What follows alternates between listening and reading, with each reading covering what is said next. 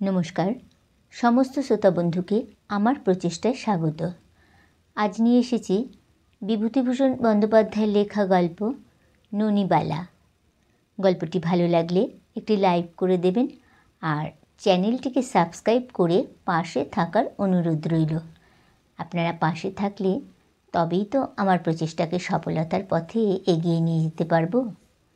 শুরু করছি ননিবালা। ননিবালা মেয়েকে বললে, সুপুরি কুড়িয়ে আনতো কালী রায়ের গাছের তলা থেকে।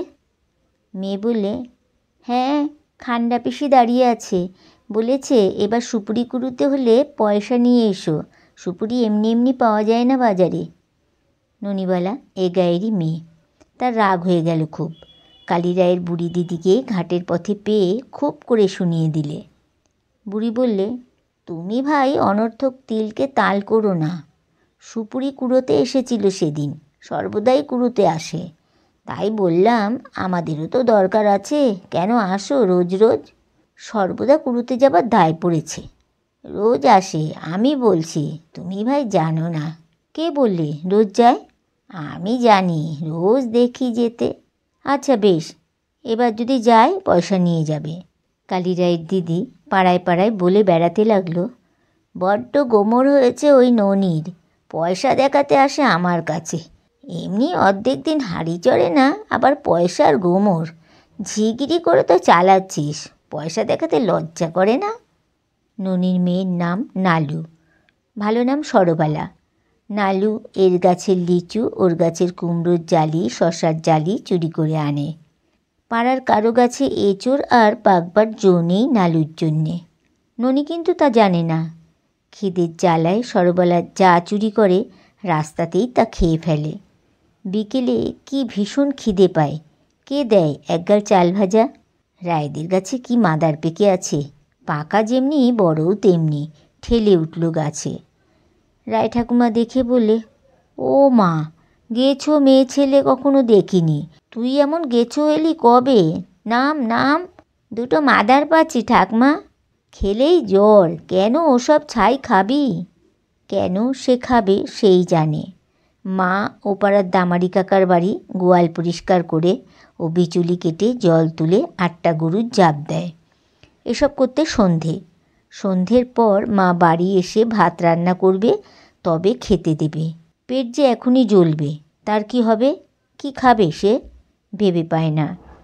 শুধু সে নয়, পল্টু, হাবু, নন্তু, ননকু, রেপু, নেপু সবাই আসে। ওদেরও বাড়িতে ওই অবস্থা।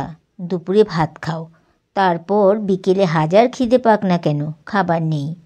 তবে সে একটু আসে ঘন ঘন, তার মা বাড়িতেই থাকে না যে, সে কি করবে?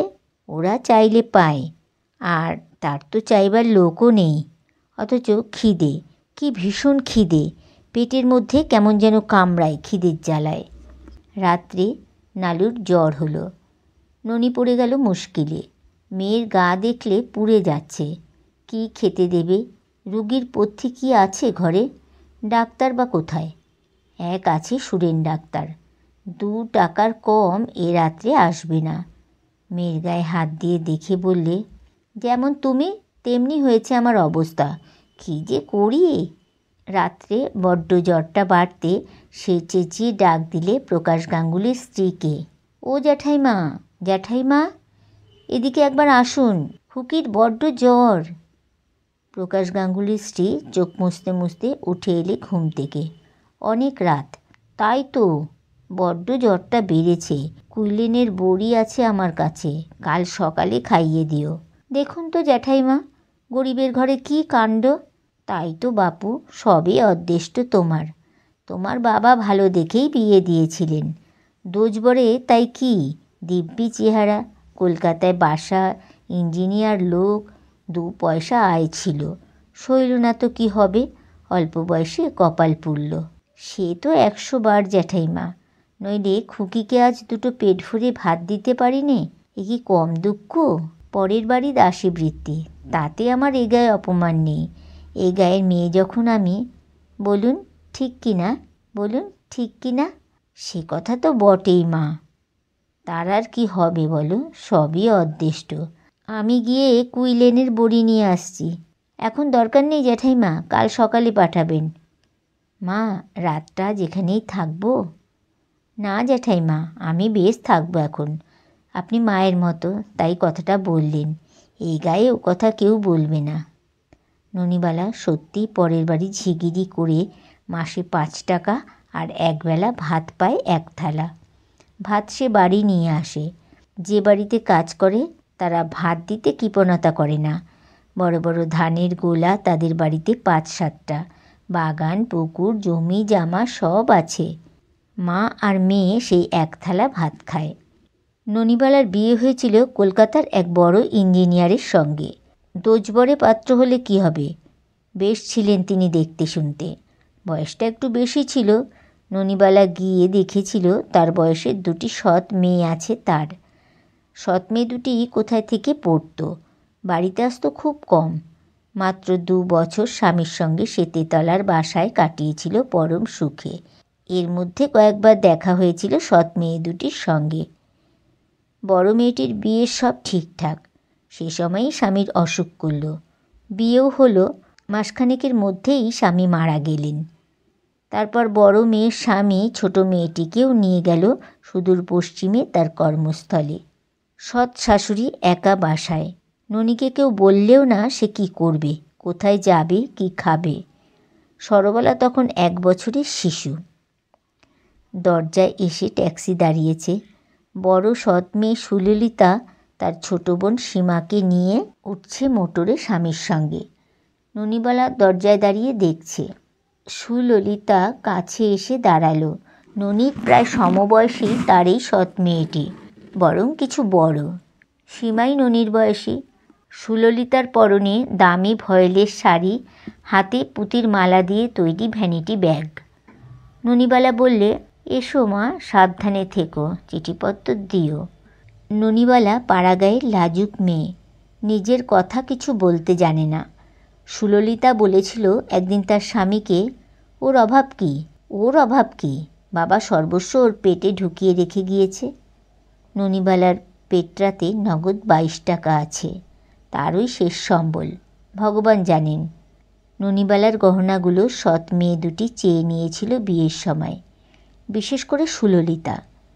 ওগুলো নাকি তার নিজের মায়ের গায়ের আদরের গয়না, ন্যায্য মতো নাকি ওরই প্রাপ্য। সুললিতা বেশি কিছু না বলেই বিদায় নিলে। জামাই এসে প্রণাম করলে। এই লোকটাই প্রথম তার সঙ্গে কথা বললে যাবার সময়। মা, তাহলে আসি। এসো বাবা, চিঠি দিও। আপনি সাবধানে থাকবেন কিন্তু, একা রইলেন এখানে, দিনকাল বড় খারাপ পড়েছে। তা তো বটেই। চিঠি দেবেন, তোমরা আগে দিও। পেছন থেকে সুললিতা বলে উঠল, ওগো দেরি করো না, 10:30 বাজে। ননিবালা ফিরে এসে ঘরে ঢুকে মেয়েকে কোলে তুলে নিলে। বললে, খুকি, ওরা চলে গেল, আমাদের ফেলে রেখে চলে গেল। কার কাছে ফেলে রেখে চলে গেল রে? দেয়ালের স্বামীর ফটোখানার দিকে চেয়ে ওর চোখ দুটি বেয়ে ঝরঝর করে জল পড়ল। এর মাস 2 পরে মেয়েকে নিয়ে ননি বাপের বাড়ি চলে এসেছিল এবং সেই থেকেই এখানে আছে। আজ 10 বছর আগেকার কথা এসব। সৎমেয়েরা কোনো চিঠিপত্র দেয়নি, কোনো খোঁজ খবরও নেয়নি। সরবালা সেরে উঠল না। সেই থেকে রোজ সন্ধ্যার সময় একটু একটু জ্বর হয়, না আছে ওষুধ, না আছে পথ্যি। ননি যখন পরের বাড়ি কাজ করতে যায় তখন সরবালা একাই বাড়িতে বিছানায় শুয়ে থাকে। কোনো দিন জ্বর আসে, কোনো দিন আসে না। যেদিন ভালো থাকে সেদিন কামার বাড়ির হর আর মতি তার সঙ্গে কড়ি খেলতে আসে। যেদিন জ্বর আসে কাঁথা মুড়ি দিয়ে পড়ে থাকে, একাই শুয়ে থাকে। ননি কিন্তু খুব শক্ত মেয়ে মানুষ, কিছুতেই সে দমে না। সন্ধ্যাবেলায় ফিরে এসে সে বেটে কাটে রোজ। আগে বেটে কাটতে জানতো না, ক্রমে শিখে ফেলল। 1 পোয়া থেকে 1.5 পোয়া দড়ি কাটত প্রথম, ক্রমে 1 সের পর্যন্ত কাটতে লাগলো। রাত 10টার মধ্যে 1 সের দড়ি বেশ সরু করে কাটতে পারে। প্রকাশ গাঙ্গুলির স্ত্রী একদিন এসে বললে, বেটে কাটছো মা? বেশ বেশ। শিখেছি জ্যাঠাইমা, কিছু আয় তো করা চাই। কোথায় শিখলি? বাড়িতে। কে আবার শেখাবে? সন্ন্যাসী কাকা বুড়ো বয়সে বেটে কাটতো, তার কাটা দেখেছিলাম অনেক দিন আগে, সেই থেকেই শিখেছি। সরবালার পা ফুলল, মুখ ফুলল, পুরনো ঘুসঘুসে জ্বর।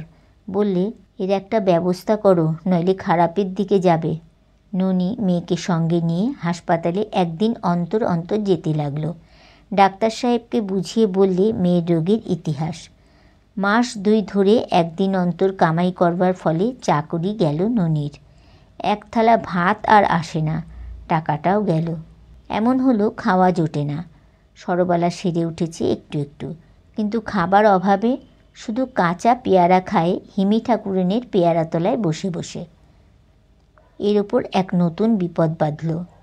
যাদের বাড়িতে ননি ঝিগিরি করত, কাজ ছেড়ে দেওয়ার জন্য তারা খুব চটে গেল। তাদের হাতে গ্রামের কন্ট্রোলের দোকানের কাপড় দেওয়ার ভার। 3 মাসের মধ্যে একখানা গামছাও তারা দিলে না ননিবালাকে। কত অনুনয় করেও তাদের মন গলানো গেল না। বাইরে বেরোনো যায় না আর কাপড়ের অভাবে। তালির ওপর তালি লাগিয়ে যতদিন চালানো যায় চলল, আর চলে না এমন অবস্থায় এসে পৌঁছল। বিকেলবেলা ননি মেয়েকে বললে, হ্যাঁ রে, বেটের দড়ি কাটতে বসবি? সন্ধ্যের সময় বসবো মা। তেল নেই, অন্ধকারে হবে না, এখন বস, তবু আনাচারেক পয়সা হবে সকালবেলা। মা, একটা কথা শুনবে? আমি ঢ্যাপের বিচি আনবো মাদলার বিল থেকে। তুমি ঢ্যাপের খই করতে জানো? খুব জানি। তুই আনতে পারবি? কার সঙ্গে যাবি সেখানে? বিলের জালে কেউটে সাপের আড্ডা। বাগদি বউ যাবে আর আমি যাব। বাগদি বউ বলছিল ঢ্যাপের খই খেলে একবেলা কেটে যাবে, রাত্রে আমরা ঢ্যাপের খই খাবো। ননির মুখে দুঃখের হাসি দেখা দিল। তার আদরের মেয়ে আজ দুলে বাগদিদের মেয়ের মতো ঢ্যাপের খই খেয়ে রাত কাটানো খুশির ব্যাপার বলে মনে করছে। মেয়েকে বললে, নালু, কাউকে বলিস নে ঢ্যাপ তুলতে যাবি। এই গায়ে আবার এদিকে নেই, ওদিকে আছে কি না। সরবালা চলে গেল বাগদি বউ নীলার সঙ্গে। ননি বললে, ও নীলি, দেখিস নীলি, নালু যেন বেশি জলে না যায়। পদ্ম গাছে বড্ড সাপ থাকে। সরবালার মন খুশিতে ভরে উঠল।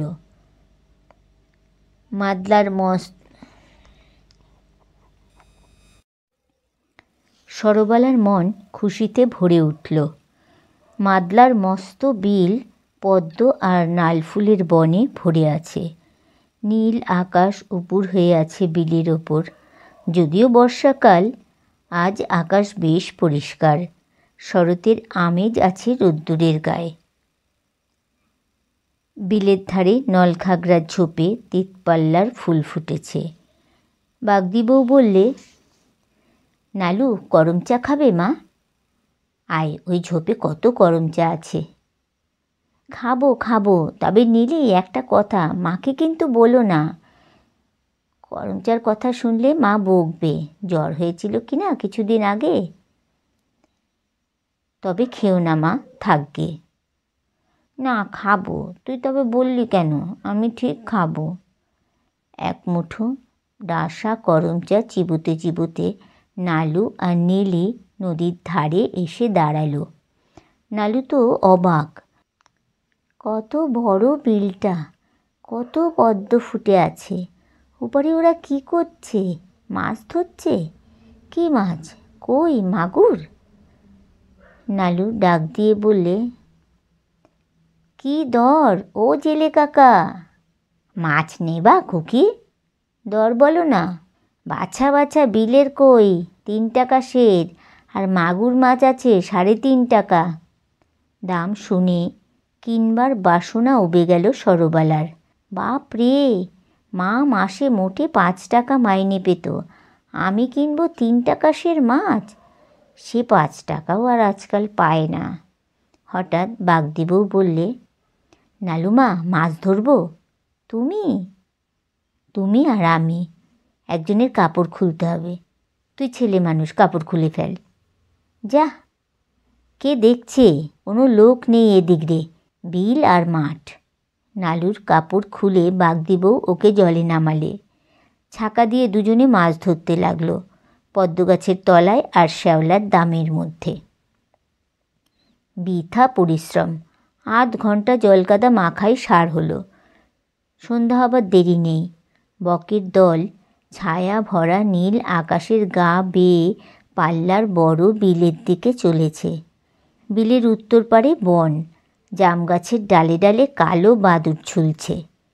ঘুংড়ি পোকা ঘুর শব্দ করে ডাক শুরু করে দিয়েছে ঘাসের বনে। নালু বললে, চলো নীলি, মা বকবে। এমন সময় তার পায়ের তলায় পদ্মবনের মধ্যে একটা জিনিস পিছলে গেল। সেটাকে পা দিয়ে সে চেপে ধরল অন্যমনস্ক হয়ে। চোখের পলকে নালু চেঁচিয়ে উঠল, সাপ সাপ, আমাকে খেয়ে ফেললে, ও মা, ও মা, উফ। নীল লাফিয়ে এলো ওর কাছে। ভয় কি, কোথায় সাপ? আমাকে একেবারে খেয়ে ফেলেছে। হো নীলি, আমি মরে গেলাম, মাকে বলো। পা দিয়ে চেপে ধরেছি, উফ। নীলু জলে ডুব দিয়ে তার নিজের প্রাণ তুচ্ছ করে নালুর পায়ের তলা দেখতে গেল এবং পরক্ষণেই প্রায় আধ সের 2.5 পোয়া ওজনের মস্ত একটা মাগুর মাছ তুলে ভেসে উঠল। হাঁপাতে হাঁপাতে হাসি মুখে বললে, এই দেখো তোমার সাপ। মাগুর মাছে কাটা এনেছে আর ও ভাবছে সাপে খেয়ে ফেললে। সাপ অত সোজা নয়। দেখি, ও মা, এই যে মস্ত বড় মাগুর। নালু পা দিয়ে কাদার মধ্যে সেটাকে চেপে ধরতে মাছটা উপরি উপরি কাটা এনেছে। পা টনটন করছে ওর। মাছটা ডাঙায় তুলে এনে ওর সব যন্ত্রণা সেরে গেল। ওরা অন্ধকার বাঁশবনের আমবনের পাশ দিয়ে বাড়ি ফিরল। নীলি বললে, মাছটা তুমি নেও সবটা নালু, তোমাকে কাটা হেনেছে আর তুমি পা দিয়ে চেপে ধরলে। না নীলি, তোমার অর্ধেক আমার অর্ধেক, এসো আমার সাথে। অন্ধকার উঠোনে পা দিয়েই নালু চেঁচিয়ে উঠল, মাগো, কি এনেছি মা, মস্ত এক মাগুর মাছ। তারপরেই সে থমকে দাঁড়িয়ে গেল। কে একজন চমৎকার মেয়ে মানুষ সেজে গুজে ওদের ঘরের ছোট্ট বারান্দাতে বসে মায়ের সঙ্গে কথা বলছে। ওর মা বললে, এদিকে এসো, দিদি এসেছেন, প্রণাম করো, তোমার মেজ দিদি। নীলি পেছন থেকে জিজ্ঞেস করল, কে উনি দিদি? ননিবালা গর্বের সুরে বললে, আমার মেজো মেয়ে সীমা, 3টে পাস, কলকাতার মেয়ে স্কুলে কাজ করে, সোনার টুকরো মেয়ে। নালুকে নিতে এসেছে, বলছে, মা আমার কাছে দাও, আমি নিয়ে গিয়ে ওকে লেখাপড়া শেখাবো। ছোটো বোনটাকে এভাবে গায়ে ফেলে রাখতে দেব না। তা আমি বলছি, তোমার জিনিস তোমরা নিয়ে যাবে, আমার বলবার কি আছে? তোমরাই তো ওর অভিভাবক, আমি কি বুঝি মুখ্য মা তোমাদের? সীমা উঠে এসে নালুকে জড়িয়ে ধরলে 2 হাত দিয়ে। ওর মা বললে, তোমার কাপড়ে কাদা লাগবে, বসো না মাসিমা, আমি আগে ওকে ধুইয়ে মুছিয়ে দিই। সীমা বললে, আমি দিচ্ছি। কেন, ও কি আমার বোন নয়? কি চমৎকার দেখতে হয়েছে খুকি। নাম কি বিচ্ছিরি রেখেছ মা, সরবালা। সরবালা আবার কি? আমি নাম রাখবো শকুন্তলা। কি সুন্দর চোখ দুটি, 1 বছরের ছোট্ট খুকি দেখেছিলাম। সত্যি আজ কি অদ্ভুত সকালটা হয়েছিল। কার মুখ দেখে উঠেছিল ননি তাই ভাবছে। বিকেলে সে পুকুর থেকে কাপড় কেচে এসেছে সবে। এমন সময় একখানা মোটর গাড়ি এসে ওর দরজার সামনে দাঁড়ালে। বেলা তখন আর নেই। ননি একদম চিনতে পারেনি। 10 বছর পরে সে দেখলে সীমাকে। 19 বছরের সীমার বয়স আজ 29, চোখে আবার সোনা বাঁধানো চশমা। সীমা রাতে কত কথা বললে। সুললিতা দিদি বহরমপুরে থাকে তার স্বামীর কর্মস্থলে। সীমা কলকাতার বোর্ডিংয়ে থেকে পড়েছে। বাবার ব্যাংকে টাকা ছিল, ডাকঘরে টাকা ছিল, সব নিয়েছে বড়দি আর তার স্বামী। সীমা জানতে পেরে বলেছিল, তোমরা গরিব মাকে ফাঁকি দিলে। তার কি আছে, তিনি তার ছোট্ট মেয়েটাকে কি করে মানুষ করবেন? সুললিতা নাকি বলেছিল, যা বড্ড যুধিষ্ঠির, সৎ গেয় মেয়ে না হলে সেই আমাদের সব গপ্পায় পুড়ত কি না। সৎ মা সৎ বোন কখনো আপন হয় না। সীমাকে খেতে দিয়ে ননি বললে, কিছু খেতে দেবার ছিল না, ভাগ্যিস মাগুর মাছটা এনেছিল নালু বিল থেকে ধরে। বুঝলি নালু, তোর মাছ ধরা সার্থক হলো। সীমা পরদিন বিকেলে সরবালাকে নিয়ে নৌকোয় উঠল। যাবার সময় বললে, মা আমি তোমাকে নিয়ে যাব, বাসা ঠিক করি আগে। বাসাটা ছোট, শকুন্তলার জন্যে ভেবো না, ওকে গিয়েই স্কুলে ভর্তি করে দেবো। জন্মাষ্টমীর ছুটিতে নিয়ে এসে দেখিয়ে যাব একবার। ও যে আমার বাবার মেয়ে, তা আমি কি ভুলতে পারি মা? পুজোর পর তোমাকেও যেতে হবে। রান্নার ডিপার্টমেন্ট তোমার হাতে তুলে দিয়ে আমরা দুই বোন লেখাপড়া নিয়ে থাকবো। কি বলিস শকুন্তলা?